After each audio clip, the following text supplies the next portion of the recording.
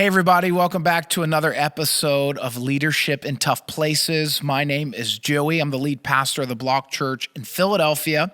We are a multi-site church, all of our locations in the city. And my goal of this podcast is really to help those who are leading in maybe difficult places. Maybe you're leading in an urban center or you're way out in a rural community and it's difficult to acquire people, whatever it is, you feel like you're leading in a difficult environment. That's the goal of these episodes. Today, I'm titling this talk, Fill the House. Fill the house. And what I want to do is I want to create 4 outcomes for you in this talk that will really be helpful in you getting more guests and reaching more people, which will turn into guests, salvations, growth. So here are our 4 outcomes today. Number 1, we want to get new people through your doors on big days. Second thing we want to accomplish today is get people to know your brand. Thirdly, we want to get your community feeling good about your name, your church's name. And then lastly, we want to get consistent guest flow. So those are the 4 outcomes. Let me just start by, sharing how we started our church. Okay, so church launched in 2014. We are, I would say, a thriving church in an urban environment, which is challenging with no parking and lots of other real estate challenges. God's been faithful. We can't take too much credit because at the end of the day, we know it's the Lord, but we do add some things into what we do that maybe help. We understand the engine is the Holy Spirit, but there are some strategies we put around that help that engine move. So maybe some wheels to the car, if you will. And the way we started our church is we were actually in this neighborhood. We were in this neighborhood in the springtime. We were meeting at another church Sunday nights, gathering our teams. We thought that's where we were going to meet. We spent months building in that specific neighborhood, and then last minute, they backed out on us. We had nowhere to go. Our church was supposed to launch in the fall. That was the springtime. And then we end up at this venue, at this catering hall in a neighborhood we didn't even know about. We moved in. We signed a contract in July. We moved in August to start practicing just on Sundays, set up and tear down, and then we're going to launch in September. So we had a little over a month to meet the neighbors. And so right from the start, we knew our only chance in growing, reaching, and getting people to come was to get outdoors, meet people, and do outreaches. So this has been our outreach strategy since day one. We've evolved, but we've continued to stay faithful to the main concepts. And so I gave you the 4 outcomes: new people through the doors, people to know your brand, your community feeling good about your name, consistent guest flow. Here's kind of how we accomplish those 4 outcomes in no particular order. Number 1, we call it Adopt 3. Adopt 3. This Adopt 3 strategy has been something we've been doing really since the beginning, and we try to accomplish it at every location. Doesn't always happen immediately. Sometimes we change these out, but it is a good methodology to follow. Here's the Adopt 3. We, at each location, adopt a local park, we adopt a local school, and we try to adopt a local nonprofit. Let me explain why presence in a park is really important. Well, a presence in a park provides key visibility. You're cleaning a park in your shirts. You're helping the neighborhood or the city with their events, sometimes even instead of doing your own events. Parks are consistent gathering places for church events. What you do by serving and adopting a local park, that often comes with adopting like a neighborhood group, if you will. You end up winning favor with these neighborhood groups. In our case, we've needed favor with neighborhood groups because it's helped us when we've had to change usage or even zoning for buildings we're buying.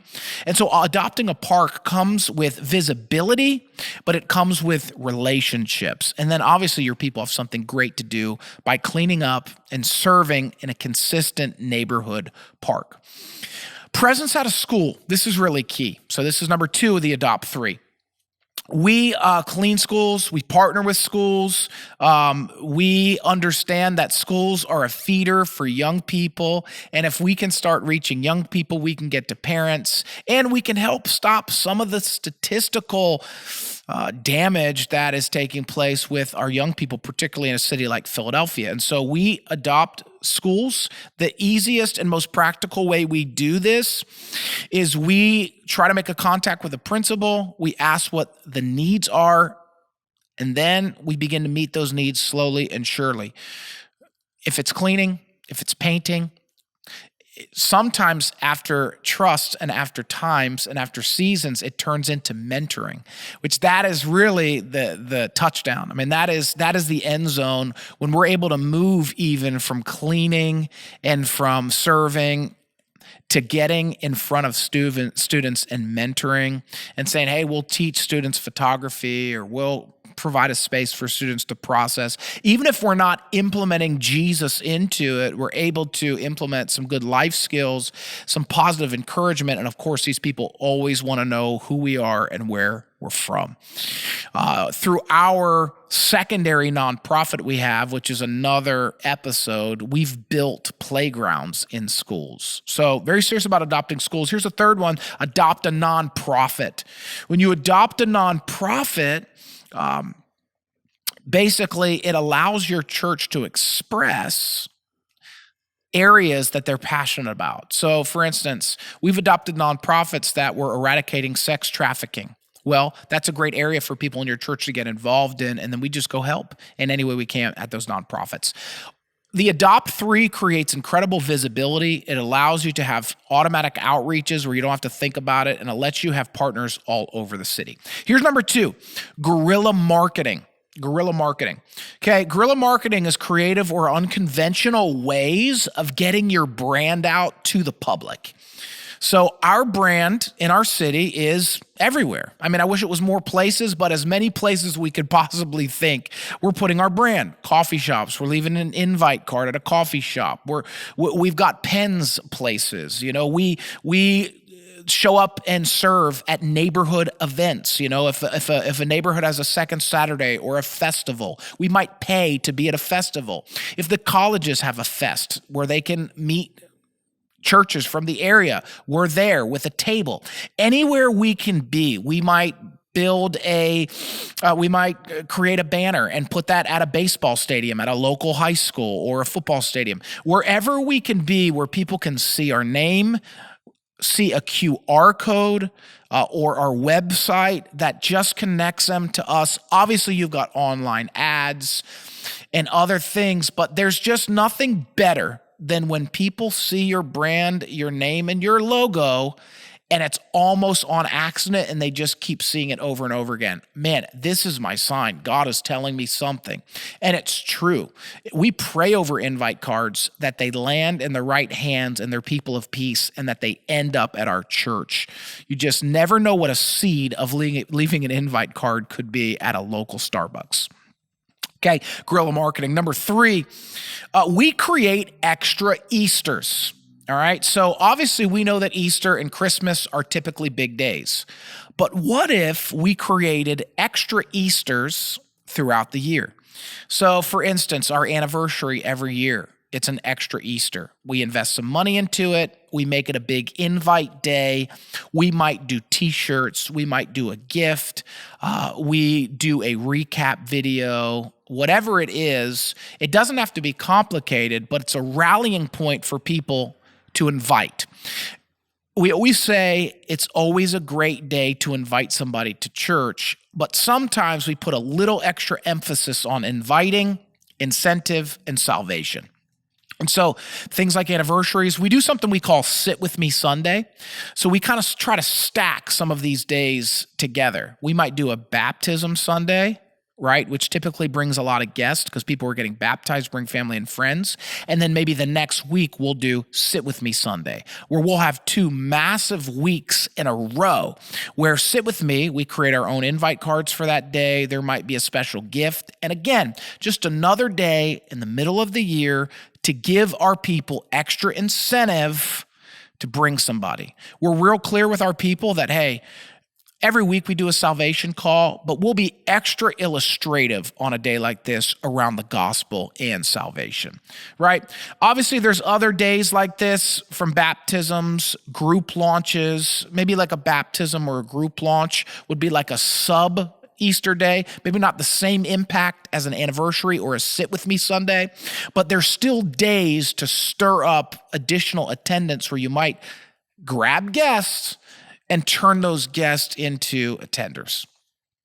Number 4, last one, consistent outreach. So want to accomplish these 4 outcomes, consistent outreach is necessary. Consistent outreach helps people know to plan. For instance, I'm going to give you 2 examples, and you can do all kinds of things. Every year, we rent out a parking lot because we don't have one and there aren't many parking lots in the city. We rent out a parking lot and we create a Halloween event, trunk or treat, whatever you want to call it. And we pack our trunks and we have scenes and we have games, and man, we have thousands of people walk through this parking lot and they're getting free candy, they're getting fun music, they're getting games at the cars, they're getting all kinds of stuff. Our people are providing most of that, so it's not a huge cost.